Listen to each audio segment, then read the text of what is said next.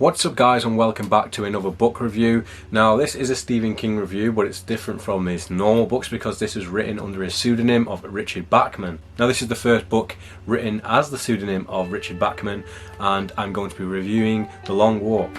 So this was first released in 1979, and according to Wikipedia it has 384 pages, mine has around 330 depending on the size of the text. And I'm actually reading this from his collection, the Bachman books, which includes the books The Long Walk, Roadwork and Running Man. So I will be getting to those other two titles when they run into the chronological order of my Stephen King reading order. So before I can actually review this, I have to give you a little tidbit of information about what the plot is and how things work, because it does relate into how you will feel about this book and if it interests you. So it's set in sort of a dystopian view of America. This is not the America that exists in our universe. This is a different one, so I'm not sure if this is set in a future or if it's present day, because it's quite contemporary, because they don't really talk about any sort of technological advances. So it could be set in the present day of 1979 or just a future. So the main plot line of this is that there's a yearly event called The Long Walk, in which 100 teenage boys, usually around the age of 17, 18 I think, they have to hike across America. You can bring whatever you want with you, so you could stack your bag full of food if you wanted to, but that could become a hindrance along the way down the road when you can't carry as much stuff. So you can bring what you want, but what you are supplied with is a sort of tool belt, which they give you food concentrate tubes, and you have a water canteen which you can refill at any time. Whilst walking, there is also a convoy of soldiers who are following the whole group the whole way through. Now the rules here are that you have to be walking 4 miles per hour or above. If you drop below the 4 miles per hour, you're given a warning. If you get 3 warnings, then you get ticketed, which I won't go into too much, but it could be quite a fatal consequence, so you do not want to go below 4 miles per hour. If you last an hour without getting a warning, your last warning will be taken away from you, so you go back to scratch, where you go from 3 warnings down to 2, so you don't want to get warnings. We follow the lead character in this story is 18-year-old Ray Garrity from a small town in Maine somewhere, and he is the main focal point of this story, but there are plenty of other characters. We don't really get too much into them because it's from Ray's perspective, but we do get glimpses into what sort of people they are from a distance, because that's the main part of the story, is no one knows anyone else in this group of 100 people. And that is one of the main things about the story, is getting to know these people in such an odd circumstance where they're all competing against each other, and like I said, there are fatal consequences, so they really don't want to be too close to them. They don't want to become friendly, because in the end of the day, only one person can win this event. The winnings is like a huge sum of money. I can't remember what the actual amount is, but it's something to set you up for the rest of your life and your family's life.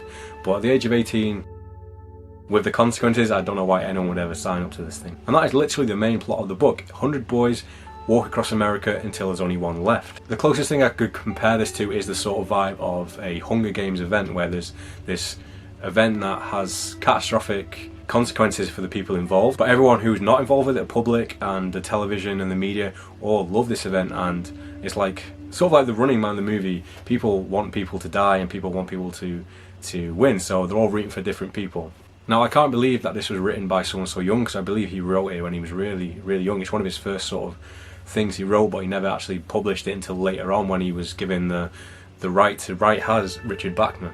I would recommend this book to anyone, really. I really enjoyed it. It just makes you feel so many emotions, and mostly you feel like you are in the shoes of the people in this book, and it makes you kind of take your life for granted from seeing how these people are dealing with the situation. The way it's described, with just how they start and how much pain they have to endure and the exhaustion without having to eat or drink or sit down, it makes you just realise how much you take for granted about how often you get to sit down basically, or just stop walking, because these guys have to walk basically until they die, I guess. Going into this book, within the first few chapters I knew it was probably going to get quite emotional with how the people were going to start being affected by this walk mentally and physically, and it does go into those angles in a lot of ways. People start breaking down in complete agony, and then there's the unforeseen things that happen to people, like getting sick from the weather, and that's another thing. They don't stop during any circumstances, so there's pitch black where they can't see a thing, where they don't even know if they're going off the roads because they can't see the roads, so if they do that they get a warning, so that's another danger to them. And when it's raining, depends on what they've packed. Some people might have packed coats, some people might be just in t-shirts. They might get sick from the weather conditions. And also you have to consider that some of the roads aren't completely flat and straight. They have hills and valleys they have to go through, so there's all these different kind of things that people aren't expecting, and when they come across these situations they have to adapt to them. And it's really interesting to see all the different people in this group, how they've prepared for it, and it makes you sort of think what you would have done in the situation and what you would have started with and how you would have went about this challenge yourself, so you really do get into the shoes of the people in this book. The book does focus on, I'd say, about 3 or 4 characters mainly, and with there only being one person last at the end of the competition, you really have no idea how it's all going to turn out.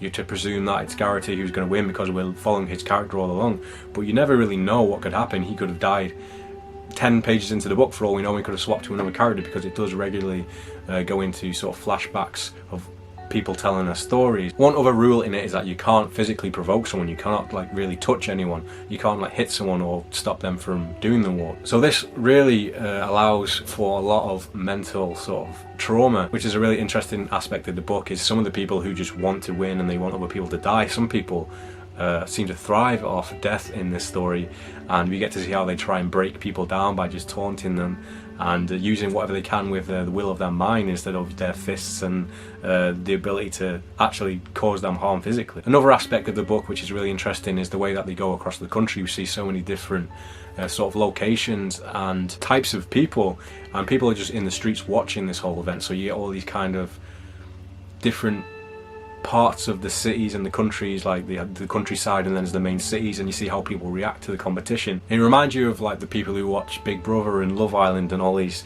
reality TV shows. People are obsessed with this kind of thing, and that's exactly what The Long Walk is. It's a reality TV for everyone to just tune in and watch people suffer, really. And it's funny how you see the kids in the competition's mindsets change throughout the book as well. A lot of them are really confident and they really like this competition and what it stands for, and it's kind of like the military. Like, these kids are being proud about what they're doing for their country and their cities.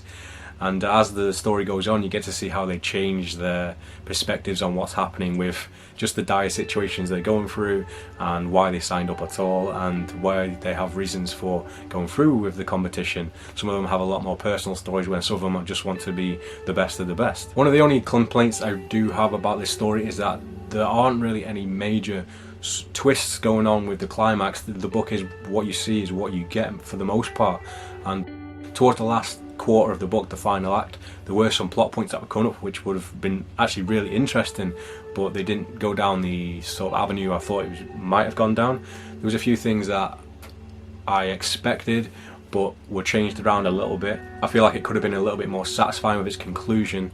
But other than that, I've really enjoyed The Long Walk, and I'd recommend it to anyone. I think they are actually making a feature, either film or like a limited series Netflix production for The Long Walk, and that might be coming out next year. And I believe the person who's making it is quite a prolific director as well. I can't remember what they've done, but yeah, The Long Walk, the first book in the Bachman book series.